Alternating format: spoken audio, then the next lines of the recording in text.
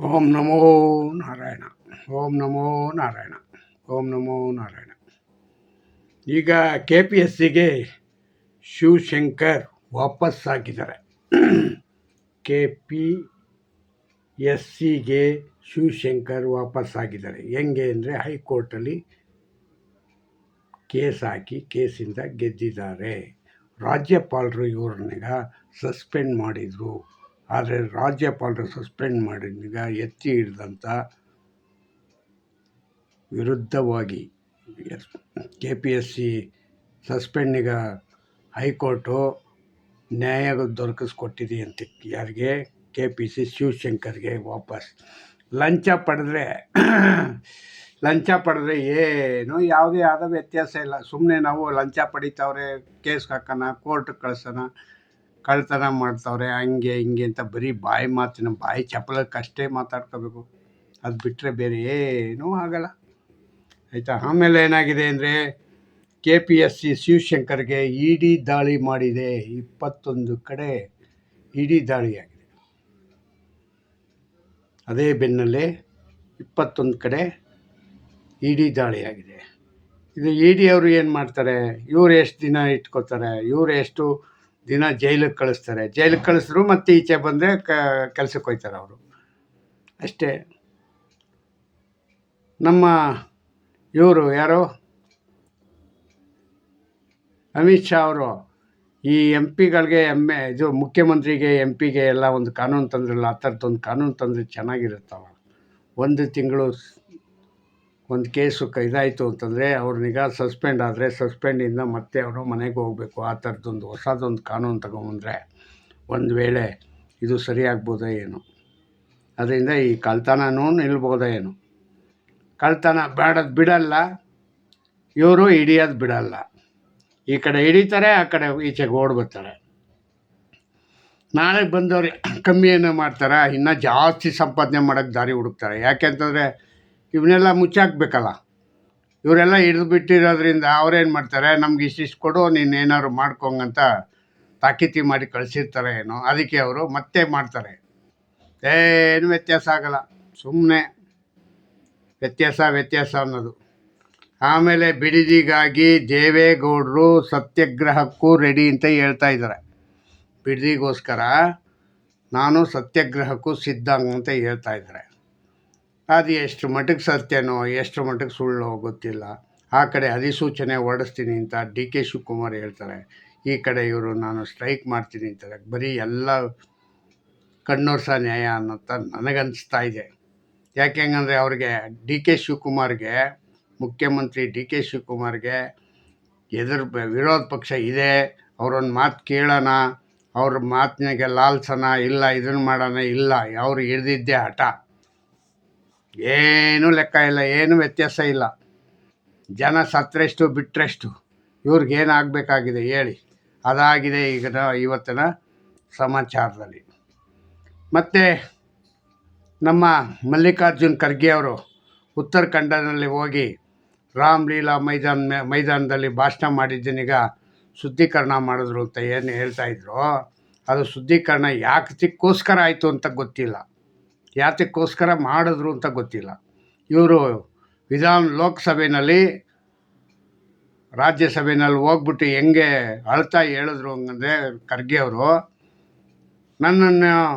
ನನ್ನ ಜಾತಿ ನಿಂದನೆ ಮಾಡಿದ್ದಾರೆ, ನಾನು ಹರಿಜನ ಆಗಿರೋದ್ರಿಂದ ನನಗೆ ಇವರು ನಾನು ಸ್ಪೀಚ್ ಮಾಡಿ ಬಂದಂಥ ಏರಿಯನಿಗ ಶುದ್ಧೀಕರಣ ಮಾಡಿದ್ದಾರೆ, ಜಾತಿನೀಗ ಲೇಪ ಹತ್ತಿಸ್ಬಿಟ್ರು. ಯಾಕೆ ಮಾಡಿದ್ರು ಅಂತ ಮಾತ್ರ ಕತೆ ಹೇಳಲಿಲ್ಲ. ನಾವು ಇಷ್ಟು ದಿವಸ ಎಲ್ಲ ಹಂಗೆ ಅಂದ್ಕೊಂಡಿದ್ವಿ.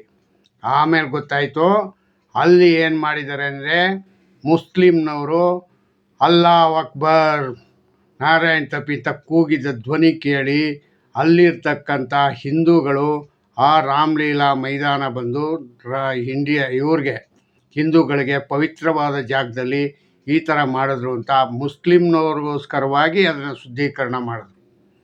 ಆ ಶುದ್ಧೀಕರಣಕ್ಕೂ ಇದಕ್ಕೂ ಯಾರಿಗೆ ಖರ್ಗೆಗೂ ಸಂಬಂಧನೇ ಇಲ್ಲ. ಶುದ್ಧೀಕರಣ ಮಾಡಿದ್ದು ಅವ್ರು ಕೂಗಿದ್ದಕ್ಕೆ. ಅವ್ರನ್ನ ಯಾಕೆ ಕರ್ಕೊಂಡು ಹೋಗ್ಬೇಕಾಗಿತ್ತು ಅಲ್ಲಿಗೆ? ಕೆಲವು ದೇವಸ್ಥಾನಗಳಲ್ಲಿ ಚಪ್ಪಲಿನಲ್ಲಿ ಹೋಗಂಗಿಲ್ಲ. ಇವ್ರು ಏನು ಮಾಡ್ತಾರೆ, ಬೇಕು ಅಂತಲೇ ಹೋಯ್ತಾರೆ ಅಂಥ ಮುಸ್ಲಿಮ್ನವರು ಇವರು. ಯಾಕೆಂದರೆ ಅವ್ರು ಮಸೀದಿಲಿ ಹಾಕೊಂಡು ಹೋಯ್ತಾ ಇರ್ತಾರಲ್ಲ, ಹಂಗೆ ಅವ್ರಿಗೆ ವ್ಯತ್ಯಾಸ ಇಲ್ಲ. ಇಲ್ಲೂ ಹಂಗೆ ಅಂತ ದೇವಸ್ಥಾನಗಳು ಜಾಗಗಳು ನಾವು ಅಂತ ಒಂದು ಇದನ್ನು ಕಟ್ಕೋತೀವಿ. ಅದನಿಗೆ ಯಾರು ತುಳಿಬೇಡ್ದು ಅಂತ ನಾವು ಅಂದ್ಕೊಂಡಿರ್ತೀವಿ. ಅವ್ರಿಗೆ ಅದನ್ನು ಏನು ಲೆಕ್ಕಕ್ಕಿಲ್ಲ. ಹಂಗಾಗಿ ಅವ್ರು ಮುಸ್ಲಿಮ್ನವರು ನಾರಾಯಣ್ ತಪಿ ಅಲ್ಲಾ ಅಕ್ಬರ್ ಹಂಗಂತ ಕೂಗಿದ್ದಕ್ಕೆ ನಮ್ಮ ದೇವರೇ ಶ್ರೇಷ್ಠ, ನಮ್ಮ ದೇವ್ರು ಬಿಟ್ಟು ಬೇರೆ ಯಾವುದೂ ಇಲ್ಲ. ಯಾವತ್ತೂ ನಿಮ್ಮ ದೇವರು ಹೋಗುತ್ತಾ ಗೊತ್ತಿಲ್ಲ, ನೋಡ್ಕೊಡಿ ಕಾದು. ಆದರೆ ಇದನ್ನೇ ಒಂದು ದೊಡ್ಡ ವಿಷಯವಾಗಿ ನೀವು ಇಶ್ಯೂ ಮಾಡ್ತಾಯಿದ್ದೀರಾ. ಮುಸ್ಲಿಮ್ನವ್ರು ಬೇಕು ಅಂತ ಮಾಡ್ತಾ ಇರೋದು.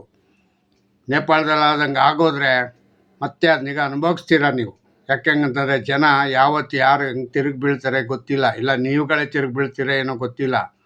ಆದರೆ ಎರಡೂ ಆಗಬೇಕು, ಎರಡೂ ಒಪ್ಕೊಳ್ಳೋಂಥದ್ದೇ. ಯಾಕೆ ಅಂತಂದರೆ ನೀವು ಮನುಷ್ಯರೇ, ನಾವು ಮನುಷ್ಯರೇ. ಯಾರು ನೀವು ಮಾಡಬೇಕು ನೀವು ಮಾಡಬಾರ್ದು ಅಂತೇನೂ ಇಲ್ಲ, ನೀವು ಮಾಡಿದ್ರೆ ನಾವು ಮಾಡಬಾರ್ದು ಅಂತೇನೂ ಇಲ್ಲ, ಇಲ್ಲ ನಾವು ಮಾಡಿದ್ದಕ್ಕೆ ನೀವು ಮಾಡಿದ್ರಿ ಅಂತನೂ ಇಲ್ಲ. ಇದು ಆಯಾ ಸಂದರ್ಭಕ್ಕೆ ತಕ್ಕಂತೆ ನಡೀತಕ್ಕಂಥ ವಿಷಯಗಳು. ಮಲ್ಲಿಕಾರ್ಜುನ ಖರ್ಗೆ ಮತ್ತು ಯಾರು ನಮ್ಮ ಮೇಡಮ್ಮು ಸೋನಿಯಾ ಮೇಡಮ್ಮು ಮತ್ತು ರಾಹುಲ್ ದ್ರಾವಿಡು ಒಂದೇ ಮಾತರಂಗೆ ಬಳಸಿದಂಥ ನಡೆದಂಥ ಸ್ಟೇಜಿನ ಬಗ್ಗೆ ಏನೇನು ನಡೀತು ಮತ್ತು ಕಂಪ್ಲೇಂಟ್ಗಳಾಗಿದೆ 4-5 ಕಡೆ ಕರ್ನಾಟಕದಲ್ಲೂ ಕೂಡ. ಇದು ಎಲ್ಲಿಗೆ ಬಂತು ಏನು ಅಂತ ಇದ್ರ ಯಾವ ಪತ್ರಕರ್ತರು ಯಾವುದು ಸುದ್ದಿ ಎತ್ತಲ್ಲ. ಕಾಂಗ್ರೆಸ್ನವ್ರದ್ದು ಅಂದರೆ ಹಂಗೆ ವಿಷಯ ಅಲ್ಲೇ ನಿಂತೋಗ್ಬಿಡುತ್ತೆ, ಮುಂದಕ್ಕೆ ಅವ್ರಿಗೆ ಬಾಯೇ ಬರೋಲ್ಲ. ಅದೇ BJP ಅವ್ರು ಮಾಡಿರಲಿ, ಅವ್ರು ಹಂಗೆ ಮಾಡಿದ್ರು ಹಿಂಗೆ ಮಾಡಿದ್ರು, ನೋಡಿ ಇದಕ್ಕೆ ಹಿಂಗಾಯಿತು. RSSನೀಗ ಬ್ಯಾನ್ ಮಾಡಬೇಕು, RSS ಬ್ಯಾನ್ ಮಾಡೋವರೆಗೂ ಬಿಡಲ್ವಂತೆ. ಆ ಮಟ್ಟಕ್ಕೈತೆ ಈಗ. ಅವನೊಬ್ಬ ಆ ಚಿಕ್ಕಬಳ್ಳಾಪುರದೊಂದು ಕೋತಿ, ಆ ಕೋತಿನೂ ಅಷ್ಟೇ ಬಾಯಿ ಬಂದಾಗ ಮಾತಾಡ್ತಾನೆ. ಅವ್ನಿಗೇನಾರು ಹಿಂದೆ ಮುಂದೆ ಇದೆಯಾ? ಏನೂ ಇಲ್ಲ. ಅವ್ನಿಗೆ ಚಪ್ಪಲಿನಲ್ಲೆಲ್ಲ ಹೊಡೆದ್ಬಿಟ್ರು. ಆದ್ರೂ ಕೂಡ ಅವನು ಚಪ್ಪಲಿನಲ್ಲಿ ಹೊಡೆದ್ರು. ನಾನು ಈ ಥರ ಮಾತಾಡಬಾರ್ದು, ನಾವು ಇನ್ನೊಂದು ಚೂರು ಸ್ವಲ್ಪ ಮುಂಜಾಗ್ರತೆಯಾಗಿ ಒಂಚೂರು ಅಫಿಷಿಯಲ್ ಆಗಿ ಮಾತಾಡೋದು ಕಲಿಬೇಕು ಹಂಗಂತೇನು ಇಲ್ಲ ಅಂಥವು. ಅದೇ ಹಾಡು ಅದೇ ರಾಗ. ಯಾವನ ಪ್ರದೀಪ್ ಈಶ್ವರ್ ಅಂತೆ, ಏನೋ ದೇಶದಲ್ಲಿ ಯಾವನೂ ಗೆದ್ದಿಲ್ಲ, ಇವರೊಬ್ಬನೇ ಗೆದ್ದಿರೋದು. ಕಾಂಗ್ರೆಸ್ಗೆ ಇವನೇ ದೊಡ್ಡ ಲೀಡ್ರು. ನೆಕ್ಸ್ಟು DK ಶಿವಕುಮಾರ್ನೂ ಬೇಡ, ಯಾರು ಬೇಡ. ರಾಜ್ಯಾಧ್ಯಕ್ಷ ಮತ್ತು ಯಾರು BK ಹರಿಪ್ರಸಾದ್ ಅವರೆಲ್ಲ ಬೇಡ, ಅವನ್ನೇ ಮಾಡಿಬಿಡ್ರಿ. ಅವನೊಂಚೂರು ಸದ್ದು ಮಾಡ್ತಾ ಇರ್ತಾನೆ. ನಿಮ್ಗೆ ಬೇಕಾಗಿರೋದು ಅಂಥವ್ರಿ ಅಲ್ವಾ, ಸದ್ದು ಮಾಡ್ಕೊಂಡು ಪಾಪ ತಿರ್ಗಾಡ್ಕೊಂಡಿರಲಿ. ನಾನು ಅಧ್ಯಕ್ಷ ಅಂತ ತಿರ್ಗಾಡ್ತಾನಪ್ಪ. ಅವನೇ ಕಾಂಗ್ರೆಸ್ಗೆ ಅಧ್ಯಕ್ಷನ ಮಾಡಿಬಿಟ್ರೆ ಪ್ರದೀಪ್ ಈಶ್ವರ್ಗೆ ತುಂಬ ಒಳ್ಳೆ ಕೆಲಸ ಆಗುತ್ತೆ. ಮತ್ತು ಇನ್ನೊಂದೇನಪ್ಪ ಹಂಗಂದರೆ, ಸಮಾಜದಲ್ಲಿ ಇವತ್ತಿನವರೆಗೂ ಹಿಂದೆ ನಡೀತಾ ಇತ್ತು ಯಾವ ರೀತಿ, ಏನೋ ಒಂದು ಸಣ್ಣ ಪುಟ್ಟ ಗಲಾಟೆ. ಈಗ ಸಣ್ಣ ಪುಟ್ಟದ್ದಲ್ಲ, ದೊಡ್ಡ ಗಲಾಟೆಗಳು ನಡೀತವೆ. ಆದರೆ ಎಲ್ಲನೂ ಹೆಂಗೆ ಗೊತ್ತಾ, ಮುಚ್ಚಾಕ್ಬಿಡೋದು ಅಷ್ಟೇ. ಮುಚ್ಚಾಕ್ಬಿಟ್ಟು ಮುಂದಕ್ಕೆ ಕರ್ಕೊಂಡು ಹೋಯ್ತಾ ಇರೋದು. ಇದು ಕಾಂಗ್ರೆಸ್ನ ನಿಯಮ. ಕಾಂಗ್ರೆಸ್ ಅಧಿಕಾರಕ್ಕೆ ಬಂದರೆ ಪ್ರತಿ ಬಾರಿನೂ ಅಷ್ಟೇ. ಈಗಲೇ ಎಲ್ಲ ಏನು ಯಾರೋ SM ಕೃಷ್ಣ ಏನು ಬಿಟ್ಟಿರಲಿಲ್ಲ. ಸಿದ್ದರಾಮಯ್ಯ ಇದ್ದಿದ್ದು ವರ್ಸ್ಟು ಎಲ್ಲರಿಗಿಂತ ವರ್ಸ್ಟ್ ಮುಖ್ಯಮಂತ್ರಿ ಯಾರು ಇದ್ದರೆ ಅದು ಮಾಜಿ ಮುಖ್ಯಮಂತ್ರಿ ಸಿದ್ದರಾಮಯ್ಯನವರು. ಈ ಅಪ್ಪ ಈಗ ಬಂದಿದ್ದಾರೆ, ಇವ್ರನ್ನ ಕೇಳಬೇಕು. ವಿಧಾನಸಭೆಯಲ್ಲಿ ಇವತ್ತು ಮಾತಾಡ್ತಾಯಿದ್ರು. ಏನಂತ ಮಾತಾಡ್ತಾಯಿದ್ರು, ಏನು ಪಾಪ ನಾಗೇಂದ್ರನಿಗ ಇವರು ಮಂತ್ರಿ ಮಾಡ್ಕೊಂಡಿದ್ದು ಇವ್ರದ್ದು ಸರಿಯಾದ ಕ್ರಮ ಅಂತೆ. ಮತ್ತು ಯಾವುದು ಬಿಡದಿ ಟೌನ್ಶಿಪ್ ಮಾಡೋದು ಇವ್ರದ್ದು ಸರಿಯಾದ ಕ್ರಮ ಅಂತೆ. ಮತ್ತು ಎಲ್ಲ ವಿಷಯನೂ ತಗೊಂಡು ಇವತ್ತು ಏನು ಮಾಡ್ತಾಯಿದ್ದಾರೆ ಅಂದರೆ, ವಿರೋಧ ಪಕ್ಷದವ್ರು BJPಯವರು ರೋಡಲ್ಲೆಲ್ಲ ಕೂಗಾಡ್ತಾ ಇದ್ದಾರೆ, ನಾಗೇಂದ್ರ ರಾಜೀನಾಮೆ ಅಂತ, ಬಿಡದಿ ಟೌನ್ಶಿಪ್ ಕೈ ಬಿಡಬೇಕು ಅಂತ.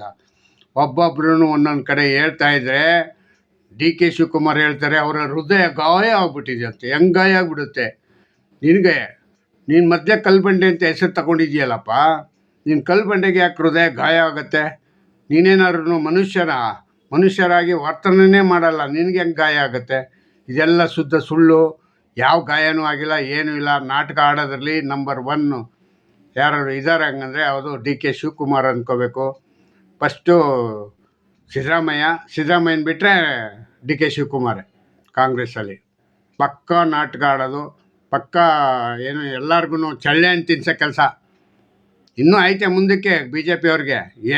ಈಗ ತಾನೇ 15 ದಿವಸ ತಿಂಗಳಾಗಿದೆ ಅಷ್ಟೇ. ಮುಂದಕ್ಕೆ ಐತೆ ಎಲ್ಲ ಮಾರಿ ಹಬ್ಬ.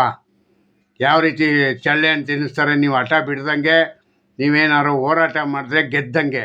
ಇಲ್ಲ ಹಂಗಂದರೆ ನಿಮ್ಮನ್ನೆಲ್ಲನೂ ತುಳ್ಕೊಂಡು ತಲೆ ಮೇಲೆ ಕಾಲು ಇಕ್ಕೊಂಡು ಹೋಯ್ತಾ ಇರ್ತಾನೆ ಡಿ ಕೆ ಶಿವಕುಮಾರು. ಯಾಕೆಂಗಂತಂದರೆ ಅವ್ನ ಹಠ ಅವ್ನು ಗೆಲ್ಲಬೇಕು ಅಷ್ಟೇ. ನಾಗೇಂದ್ರ ಕಳ್ತನ ಮಾಡಿದ್ರೇನೂ ವ್ಯತ್ಯಾಸ ಇಲ್ಲ, ಇನ್ನೊಬ್ಬ ಕಳ್ತನ ಮಾಡಿದ್ರೂ ವ್ಯತ್ಯಾಸ ಇಲ್ಲ. ಆದರೆ ಬಾಯಲ್ಲಿ ಮಾತ್ರ ಹೇಳ್ತಾರೆ ಏನು ಏನು ಲಂಚನಿಗ ನಿಲ್ಲಿಸ್ಬಿಡ್ತೀನಿ ಅಂತ. ಲಂಚ ಎಲ್ಲಪ್ಪ ನಿಲ್ಲಿಸ್ತೀಯಾ? ಯಾರ ಕೈಲೂ ನಿಲ್ಸೋಕ್ಕಾಗಲ್ಲಪ್ಪ. ಒಬ್ಬ ಅಲ್ಲ ಒಬ್ಬ ಮಾಡ್ತಾನೆ. ಯಾಕೆಂತಂದರೆ ಊರೆಲ್ಲ ಕಳ್ಳರು. ಈ ಊರೆಲ್ಲ ಕಳ್ಳರನೀಗ ನೀನು ಹೆಂಗೆ ಹಿಡಿತೀಯ ಡಿ ಕೆ ಶಿವಕುಮಾರ್?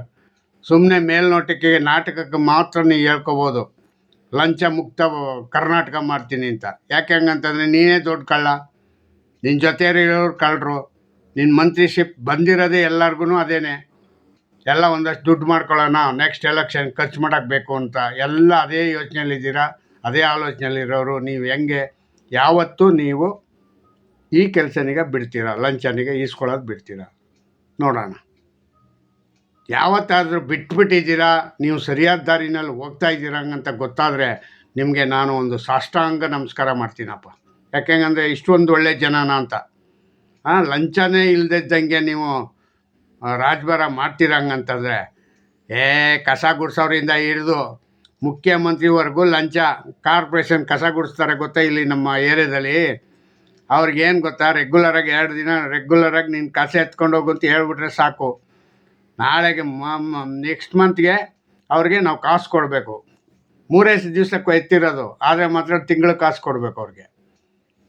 ಆ ಥರ ಸಿಚುವೇಶನ್ ಆಗಿದೆ ಕಸ ಗುಡಿಸೋರ್ಗೇನೆ ಇಲ್ಲಿ ಮನೆ ಬಾಗಿಲಲ್ಲಿ. ಇನ್ನು ನಿಮ್ಮದೆಲ್ಲ ಯಾವ ಲೆಕ್ಕಪ್ಪ? ಹೇಳು. ಇಲ್ಲಿ 10 ರೂಪಾಯಿಂದ ಶುರು ಆಗುತ್ತೆ, ಅಲ್ಲಿ ಕೋಟಿ ರೂಪಾಯಿಗೆ ಎಂಡ್ ಆಗುತ್ತೆ ಅಷ್ಟೇ.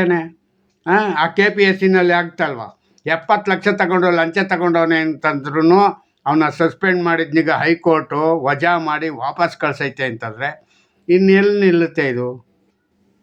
ಎಲ್ಲಿ ನಿಲ್ಲುತ್ತೆ ಲಂಚ ಅನ್ನೋದು ನಿಲ್ಲಕ್ಕೆ ಸಾಧ್ಯನೇ ಇಲ್ಲ ನನಗೆ ಗೊತ್ತಾದಾಗೆ.